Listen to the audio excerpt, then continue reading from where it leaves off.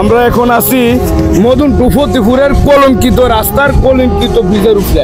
এই ব্রিজ হয়েছে সিদ্ধুরপুরের আর ফারপুরের মাঝে, বলতে গেলে সিদ্ধুরপুরের কাছাকাছি। আমরা এই রাস্তায় একাধারে একটা না তিনটা ব্রিজে ভাঙ্গা, এরকম না, এর চেয়ে বেশি ভাঙ্গা আছে পরশকিলা ব্রিজ। কথা আর বলবো না বেশি, অল্পতেই শেষ করবো। একটু ভিডিওটা কেউ স্কিপ করবেন না, ভিডিওটা শেয়ার করে দিবেন, সবার মধ্যে ছড়িয়ে ছিটিয়ে দিবেন। আমরা মদন টু ফতেপুরের যে আজকে বেহাল রাস্তা, মানুষ যে কতটুকু দুর্ভোগে পড়ে। আমরা মদন থেকে দক্ষিণ এলাকা, সর্বোচ্চ এলাকা এরিয়া হলো দক্ষিণ এলাকা মদন থেকে। আর এখানকার মানুষ কত ভোগান্তি মধ্যে আছে, আমি ওনার সাথে একটু জানবো যে আমাদের এলাকার যে কৃষি প্রধান দেশ বা কৃষি প্রধান এলাকা, এখান থেকে ধানের মন্ডা, ধান টুন কি কেউ কিনে এই এলাকায়? এই এলাকায় কেউ ধান কিনে? গাড়ি ঘোড়া আইতারে না। কেমনে আইতো? এই যে একটা ভাঙ্গা রাস্তা, এখান থেকে গাড়ি আবার জায়গা আছে? এই যে একটা গাড়ি গেছে একটু আগে দেখছো, সর্বোচ্চ একটা ব্যান গাড়ি যাইতারে, আর একটা ব্যান গাড়ি দে একটা গৃহস্থের দান টানলে 15 দিন লাগবে। কারণ আমরা এনের একটা গৃহস্থে 1500 থেকে 2000 মন দান পা। কথা বেশি কইতাম না, আমরা আছি যে বেহাল অবস্থা দিলে আদি থাকবেন। আর এই রুটে কেউ ঈদ হইতেছে না, কুরবানির ঈদ, সাবধান।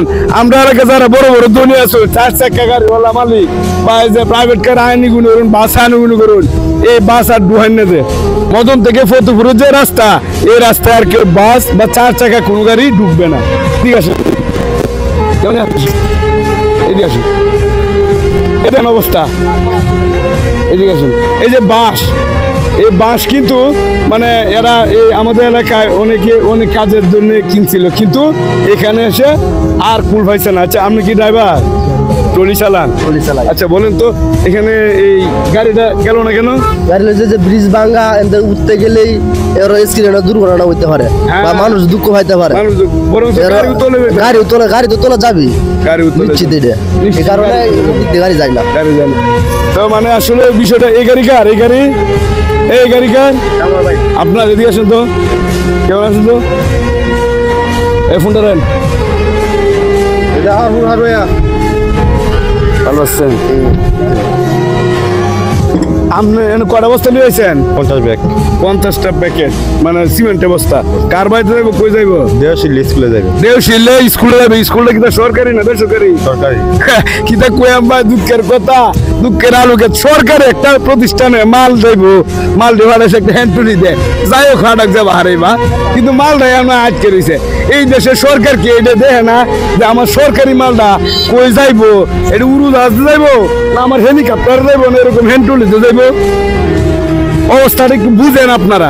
মানে সরকারি মাল সরকারি প্রতিষ্ঠানে যাবে, রাস্তায় আটকানো দাঁড়ানো।